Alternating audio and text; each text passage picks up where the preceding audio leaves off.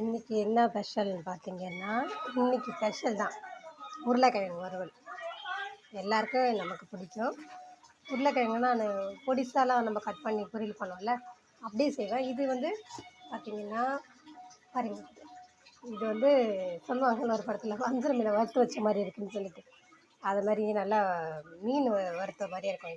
இந்த மாதிரி சாப்பிட்டிங்கன்னா நான் எப்பவுமே இப்படி தான் செய்வேன். இதில் என்னென்ன ரெசிபின்னு பார்த்தீங்கன்னா, என்னென்ன சேர்த்துருக்கேன்னு பார்த்தீங்கன்னா, கொஞ்சோண்டு இஞ்சி பூண்டு பேஸ்ட்டு, அதுக்கப்புறம் வந்து கொஞ்சம் வந்து மிளகாத்தூள், லைட்டாக பெருங்காயத்தூள் சேர்த்துருக்கேன், கொஞ்சம் மிளகுத்தூள் சேர்த்துருக்கேன், மஞ்சள் பொடி கொஞ்சம் சேர்த்து உப்பு போட்டு நல்லா கொஞ்சம் 20 நிமிஷம் அதை ரெடி பண்ணி மூடி வச்சுட்டு, இப்போ நம்ம தோசை கல்லில் போட்டு மீன் வறுக்கிற மாதிரி ஒன்று ஒன்றா கொஞ்சம் கொஞ்சமாக போட்டு அழகாக வறுத்து இந்த மாதிரி நல்லா எடுத்தோம்னா நல்லா டேஸ்ட்டாக இருக்கும். அந்த மாதிரி பார்த்தீங்களா, இதுக்கு என்னென்ன சாப்பிட்லாம் பார்த்தீங்கன்னா, இது கூட தயிர் தாளித்து சாப்பிட்லாம், செம்மையாக இருக்கும்.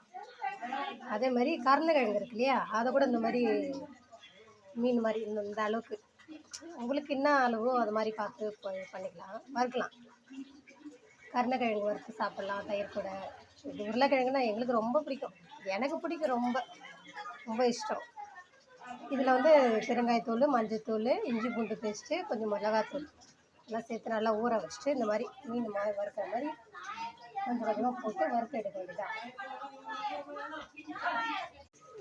தோசை தவாவில் போட்டு அழகாக மீன் மாதிரி வறுத்து எடுத்துட்டோம்னா உருளைக்கிழங்கு நான் இப்படி தான் வறுப்பேன்.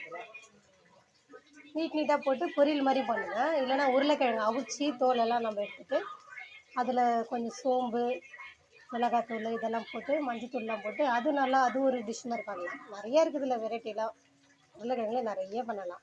நான் இப்படி இன்றைக்கி சிம்பிளாக செஞ்சுருக்கேன். எனக்கு பிடிச்சிருந்தா லைக் பண்ணுங்கள், சப்ஸ்கிரைப் பண்ணுங்கள்.